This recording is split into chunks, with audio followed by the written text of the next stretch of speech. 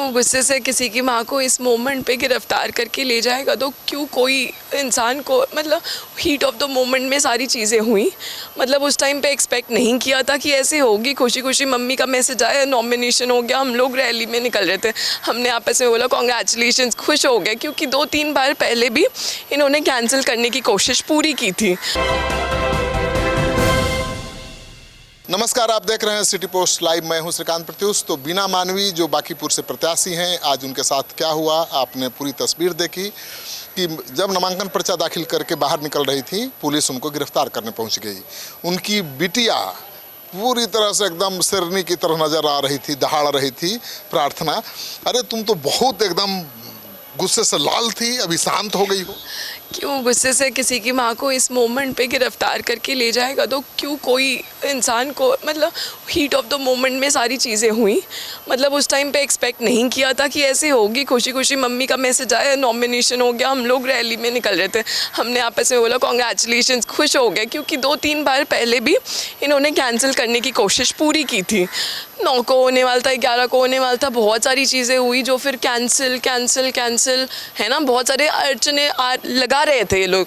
और हमें 2-3 दिन पहले भी, कल रात में इवन, जो हमारे चाहे थे लोग हैं मम्मी के, मतलब तो वो आके बोले कि आपके नॉमिनेशन पे बहुत बड़े लोग पड़े हुए हैं, तो डॉक्यूमेंट अपना देखिए, सारी चीज़ें ध्यान से देखिए, नॉमिनेशन रद्द नहीं होना चाहिए आपका, क्योंकि बहुत लोग पड़े हुए हैं आपके।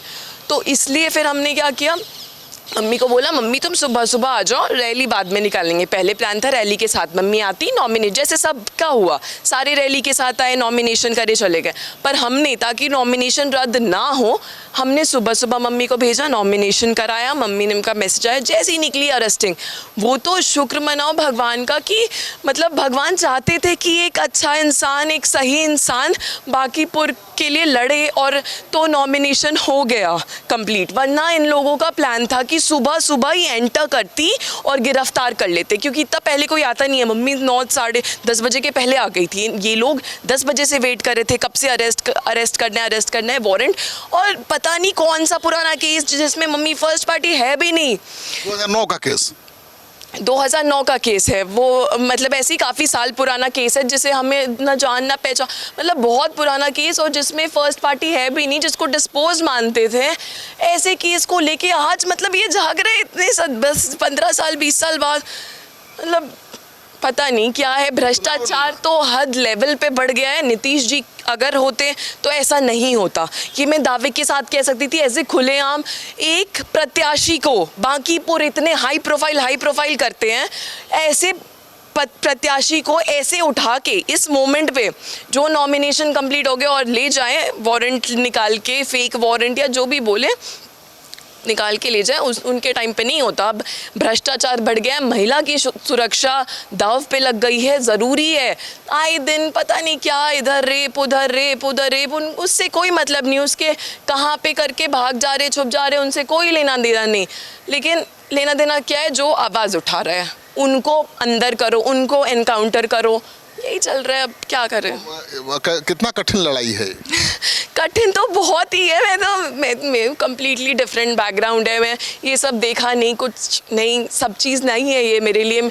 इवन मेरी मम्मी के लिए भी ये नहीं है। पॉलिटिक्स में पहली बार उन्होंने हिम्मत करके 15-20 साल से समाज सेवा की, आवाज़ उठा रही हैं, प्रशासन से, गवर्नमेंट से, सबसे लड़ती आ रही है, लोगों के लिए, जनता के लिए आवाज़ हमेशा से उठाया है, और हमेशा परेशान भी हुई है, लड़ाई की है, हमेशा निशाने पर रहती है कई लोगों, हमेशा। पता नहीं हाँ क्या बोला जाए। कैसा लगता है मम्मी इतना लड़ाकू है, लड़ती भिड़ती अच्छा लगता है, दूसरों के न्याय के लिए, दूसरों के लिए आवाज़ उठाती है। होना चाहिए ऐसा इंसान देश में, जो भ्रष्टाचार के खिलाफ आवाज़ उठाए, जो नारी शक्ति पे आवाज़ उठाए, जो युवा शक्ति पे आवाज़ उठाए, जो विकास के लिए आवाज़ उठाए, जो अच्छे कामों के लिए आवाज़ उठाए। माता की राह पर चलोगी? बिल्कुल चलूँगी, क्यों नहीं चलूँगी, हाँ बिल्कुल चलूँगी। मतलब वैसे ही संघर्ष करती रहो? हाँ, संघर्ष तो जीवन का ही, सारे संघर्ष के बिना जीवन वो फायर है अंदर पूरा?